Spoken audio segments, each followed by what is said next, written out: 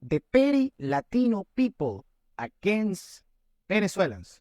Today we discuss.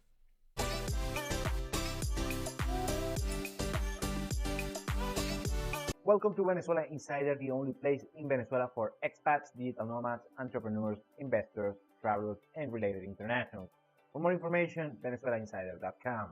One issue that I wanted to address since, way back is this particular petty sentiment that some people abroad, mostly on Latin America, have towards Venezuela, and especially Venezuelan people.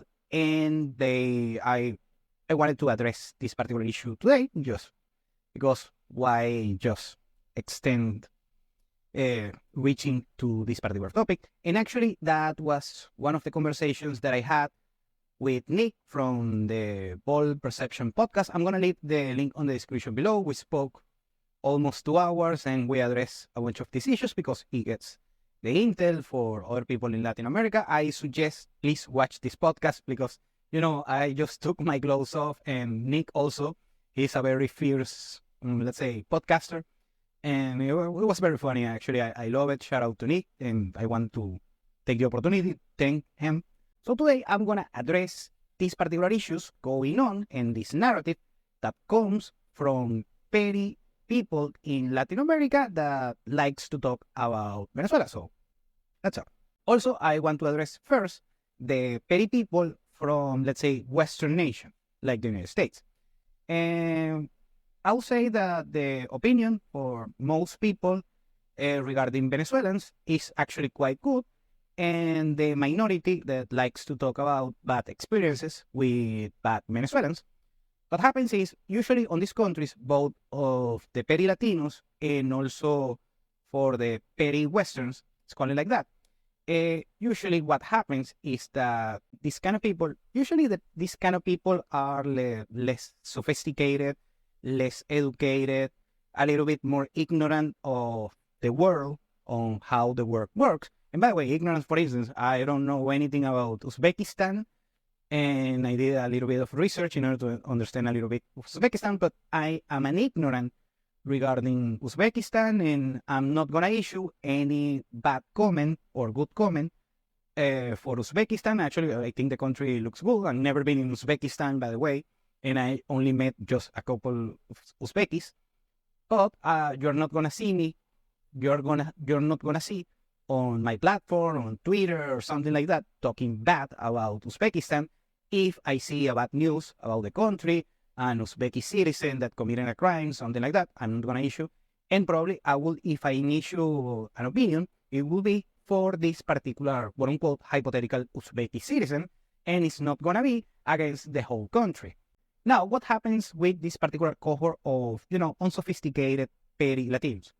First, I have to say I love Latin America. I love Latin American people. I'm very proud of being a Latino myself. And I've been in most countries in South America. I live in Argentina. I love Argentina. And actually, Argentina loves Venezuela back.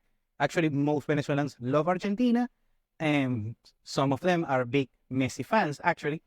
And Argentinians actually love Venezuela. For instance, you have these words from Javier Milei, the president of Argentina. En Argentina estuve leyendo que hay cerca de 220.000 refugiados, migrantes venezolanos, ¿no? Tienen una gran comunidad venezolana acá. Y por otra parte quiero decir que yo estoy feliz con los venezolanos que viven en Argentina. La verdad es que no solo que son gente muy educada, sino que son muy trabajadores. Y la verdad que nosotros, además, en nuestras filas de liberales libertarios están muy nutridas de personas que han venido de Venezuela.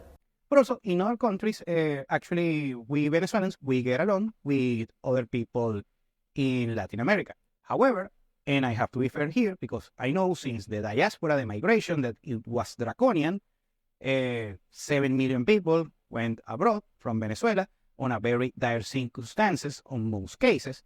And that created, of course, a lot of frictions and situations that are not desirable. And a handful of Venezuelans, of course, they are troublemakers. I have to be fair with that. And that is completely true. And a very small fraction of Venezuelans, like 1% of them, commit crimes and that kind of thing, scams, and so on and so on and so on. Just as people on those particular countries also commit crimes and they are unbearable and that kind of thing. And of course, when that happens, by the way, when a fellow Venezuelan commits a crime, he should be punished, prosecuted, and then deported. You have my total support on that regard. However, if you attack every Venezuelan just for this handful of undesired people, that's when I have to take my gloves off once again. But you cannot blame most Venezuelans for these particular atrocities.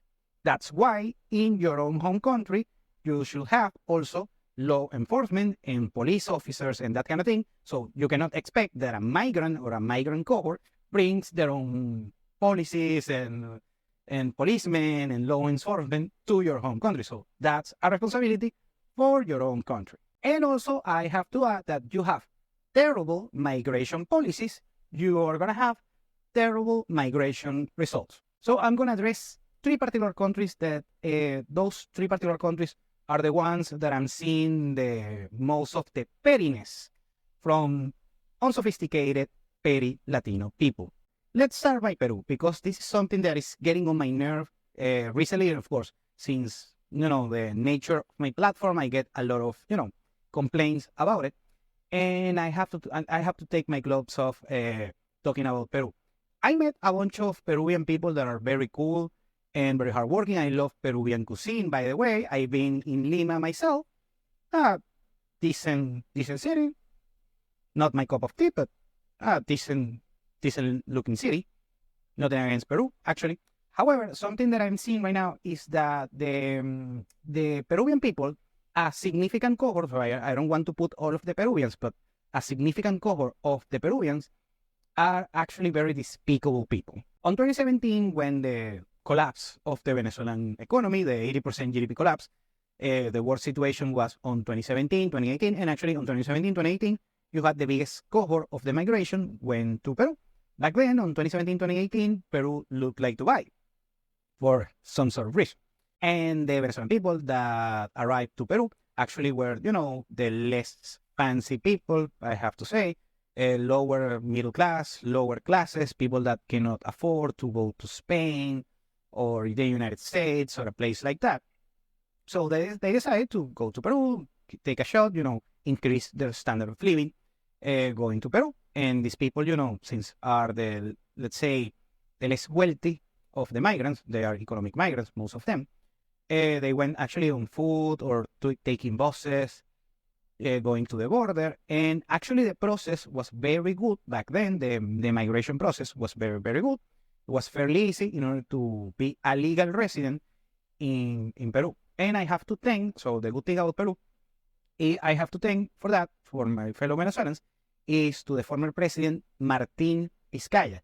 This particular president that I know he got arrested and that kind of thing with corruption, like basically every politician in Latin America. So I'm not going to discuss the policies of Vizcaya in Peru, they are good or not, but actually he was very opening to Venezuelans, and most Venezuelans are actually in Peru are actually very grateful to Martin Vizcaya. So just giving that information, and it's not like I'm a big fan of Vizcaya if you're watching this from Peru. Anyway, and at the end, everything seems kind of nice, pretty cool. However, since, lower middle classes, lower classes, also a significant cohort, 1 or 2% of these migrants, robbers and, people that commit petty crimes, and the Peruvians starting to get upset with legitimate reasons. So, good on that. Not saying that is bad. However, also you see a bunch of crimes against my fellow Venezuelans over there. For instance, young females that get attacked, get robbed, get raped. I cannot say the word on YouTube. Also, I heard a couple of stories of women, Venezuelan females, young girls, just, doing their job, commuting, that kind of thing, getting physically attacked by female Peruvians and also male Peruvians, and even some women got attacked with acid on their faces because they were too pretty to be in Peru. Yes, but you don't hear that on the news, right? Anyways, and also scams against my fellow Venezuelans on Peru. And even I have this record of a friend that he's a white-collar professional. He got attempted to be murdered by one of his colleagues over there in Lima. That happened also. And this friend is, not a drama queen, anything like that. Salt of the earth guy.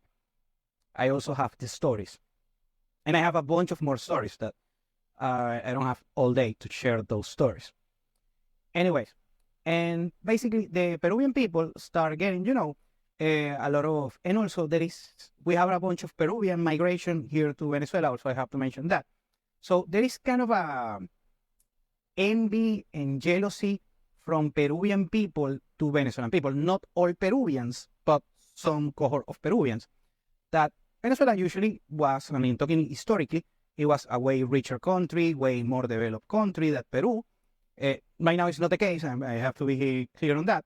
But usually that was the status quo, and actually the Peruvians were the ones migrating here to Venezuela, and also a bunch of robbers and murderers and that kind of thing, and scammers, that kind of people. Okay, I have anything against Peruvian people. Actually, a couple of friends that I had here in Venezuela are Peruvian descendants, excellent people actually. Shout out to them. And what I see is a lot of, especially from women, a lot of jealousy. The Peruvian women that are, nobodies, couple of baddies, but nobodies. Meanwhile, the Venezuelan women are way more prettier on average than the Peruvians.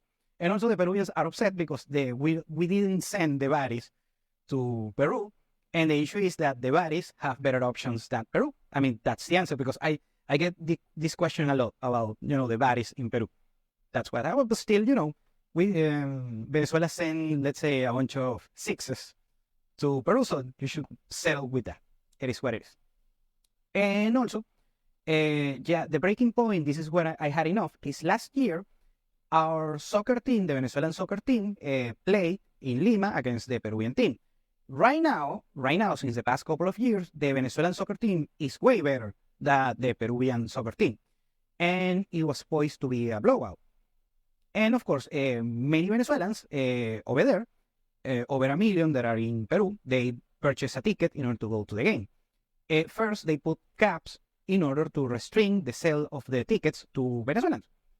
And of course, I can understand, because you want the local Peruvians to watch the game as well. Of course, nothing wrong with that. Then they do some, random migration checks on the stadium. That is a dick move, like the Americans say. And they treat both the policemen and the people in the stadium, they treat very harshly. They were violent against my fellow Venezuelans watching the game. And not even that, they mistreated the soccer team. The Venezuelan soccer players were mistreated and harassed over there, both from the Peruvian people and also for the authorities. So it was a despicable scenery from the Peruvian society overall, authorities, people, and even the players. Now, in this game, I watched this game, by the way, what happened is on the first half, actually the Peruvian team was dominating the game, because it was something off about on the vibe. I watched the game, and I watched the stands on the game, and it was a weird vibe, and the Peruvian team actually played better on the first half, something off. When they start the second half, that's when Venezuelans start pushing back and start supporting their own team on the stands, and also the Venezuelan team, start, getting that vibe and start playing. On the second half, they play better because they are the better team, and they fed themselves for this particular vibe of the Venezuelans pushing back, and they did it on the field, and they tied up the game, and actually had a bunch of occasions of taking the lead. That didn't happen. That game ended with a tie, but still with a good vibe overall for Venezuelans. Now let's go with Chile. The Chile that I see a lot of pushback with Chileans and Venezuela. And first, I'm gonna mention all of the good things about Chile. Chile is one of the richest countries in Latin America right now for Latin American standards. But a decent economy for Latin American standards. Very good. Nothing against that. Actually, it's a good thing. But now they are voting for socialism. That kind of well. I'm not gonna get into the politics. Chile has actually a very decent migration system that the U.S. people should learn from that. Here's what happened with the Venezuelan migration to Chile. Chileans require a college degree in order to migrate to Chile. So Venezuelans, 500,000 people migrated to from Venezuela to Chile, they were college graduates that maybe they didn't have an opportunity for synergy for their careers here in the country, and they went to Chile. And I think it's a great thing. Still a little bit bureaucratic process, but still very good system and very simple system to implement. If you get college graduates, you're going to get educated people, of course. It's a rule of thumb. It's not, there are outliers. But anyways, so actually on the first 3 or 4 years of the Venezuelan migration to Chile, both Chileans and Venezuelans were happy with each other. And actually, so right now, some Venezuelan people actually are Chilean citizens and they love Chile more than Venezuela. And I completely agree with that. I mean, nothing against that. Shout out to you if that's your case. However, since 2018, 2019 is when the less desirable people start to migrate to Chile. And, a random case of robberies and that kind of thing exacerbated on social media and the local media in Chile, and also crimes committed against Venezuelans. Actually, recently, a lieutenant got murdered in Chile recently, and a bunch of petty crimes against Venezuelans that are not in social media or in the Chilean news media. Okay, that's what happens. Also, something that you have to understand if you are not from Chile is that the Chileans are very an elitist society. Just a handful of people controls the most of the GDP over there. Just a handful of families, usually the people close to the politicians like Piñera, like Bachelet, people like that. And the Chileans, they like to, they spurge, they are not united people. Usually just a handful of people, they mingle together, then you have a aspiring middle class, and then you have the lower classes, like for instance, the indigenous descendants, the Mapuches, and they are basically pushed out of society. In order to get a job, Chile has the largest nepotism rate in the world, over 90%. So if you want a nice job, you need to belong to certain family and business opportunities and that kind of thing. And that's the issue why Chile is not richer than it is right now. And well, what happens is that, of course, when the Venezuelan diaspora the less fancy people starts getting, also a lot of racism and xenophobic in Chile. I met a bunch of cool Chilean people, actually, but you see a lot of racism and xenophobia from Chile, and even Chileans know this. So that's why you see a bunch of bad mouthing from Chileans to Venezuelans. And actually, recently, one of a very famous YouTuber from Venezuela, Oscar Alejandro, visited Chile, and he got attacked by some old racist Karen over there in Chile. In Chile, they have Karens as well, of course. And that created an issue, and also a bunch of issues on Twitter and that kind of thing, a bunch of hate between this particular group of low IQ, racist, xenophobic Chileans against Venezuelans. The Venezuelans are feisty when you mess with them. And the last country I want to address is Colombia. Colombia, I mean, we Venezuelans and Colombians, we have some like a love-hate relationship. It's like a big, big brother, big bully brother kind of thing amongst each other. At the end of the day, most Venezuelans love most Colombians, and most Colombians love most Venezuelans. But you have outliers on each side. On this particular case, I always mention that Venezuela xenophobia and racism is pretty much not existent. However, the few xenophobic people are actually against Colombians and against Chileans, by the way. It's very funny. And against Peruvians, the people on this particular video. Okay. And also you have a bunch of low IQ, racist, xenophobic Colombians, and the first target are Venezuelans as well. So it is what it is. What happens is that historically, Venezuela has been very rich for Latin American standards, and in some cases even for Western standards. And historically, Colombia has been a poor country. It is what it is. And actually, right now in history, those years are the best years for Colombia and the worst years for Venezuela. And still the gap is very narrow between both countries regarding economics and society overall, that kind of thing. So if you like Colombia, you're going to love Venezuela. And if you like Venezuela, you're going to love Colombia as well. Okay. Now, what happened is that Colombia, one of the things that they are famous for is, let's be honest, the elephant on the room, drugs. Colombia is famous for, Pablo Escobar, the cartels, the drugs, the cocaine, that kind of thing. It is what it is. Actually, most of their soap operas are about drugs and that kind of thing. Okay, anyway, I'm not going to get into it. I watched a couple of narco telenovelas, and they're cool, but not my cup of tea. Anyway, something I get interviewed recently, and they asked me about the crime rate is going up in Colombia thanks to Venezuelans. And this is what I'm saying, hold my beer. You got to be kidding me. If you're Colombian, the nerve that you have, the audacity to blame the security situation and the crime situation to Venezuelans, that's outrageous. I'm going to get Karen mode right now. And the issue is that, of course, Colombia has always been a violent country and insecure country. Actually, the motto for the tourism agency in Colombia is like, Colombia, the only risk is that you want to stay. And the second risk is getting scopolamine, but this doesn't happen in Venezuela, by the way. Okay, that's one thing. The biggest epicenter of crime in the whole Latin America is drugs, and that is thanks to Colombia. So it gets on my nerves that a Colombian can accuse Venezuela for their safety situation. Colombia has always been a dangerous country, always, even today. And mostly it's thanks to the drugs. And we have some sort of an issue here with that thing here in Venezuela, thanks to Colombia, because they are our neighbors. And actually, you know that here in Venezuela, we have around from a 30 plus million people country, around 5 million of the Venezuelan population, they are Colombians and Colombian descendants. By the way, most of them cool people, soul of the earth people. I love Colombia and I love Colombia people. Great people, the best people. Now, here's the issue. You know that particular diaspora from Colombia to Venezuela was very big during the 70s.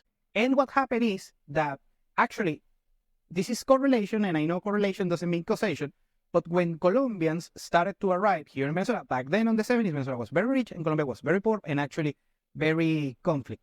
A lot of conflicts over there with the drugs and the narco. You know that. So when Colombians started to arrive, they created the slums, the crime rate went higher, way higher, and actually the Colombian crime tactics are the ones applied and learned by the Venezuelan criminals, that some of them are also Colombian descendants, by the way. I'm not saying that all of the problems that Venezuela had afterwards I'm not blaming Colombia, but you got to be kidding me. But you have to be kidding me if you are in Colombia and you are blaming all of your problems, of most of your problems, to Venezuela and Venezuelan citizens. That is probably the most idiotic thing said by a Colombian ever. And also, we have another, boutique xenophobic countries against Venezuelans. And by the way, Venezuelans, also my fellow Venezuelans hate those places like Trinidad and Tobago and Ecuador on a lesser degree. Now, Ecuador is not as big. A few issues with Mexico, but most Venezuelans love Mexico, actually, and most Mexicans love Venezuela. Just, yet again, a couple of racist Bobs and Karens and that kind of thing. And at the main point is that, you have these petty people in Latin America that I know there are some issues with Venezuelans as well. And actually, I'm very harsh with my fellow Venezuelans. I always keep them tough love. But right now, this video today is in order to give tough love to my fellow Latinos all over the world. Thank you for watching Venezuela Insider. Please like, share, and subscribe. Follow us on social media. If you want to work with us, VenezuelaInsider.com. Thanks again and have a nice day.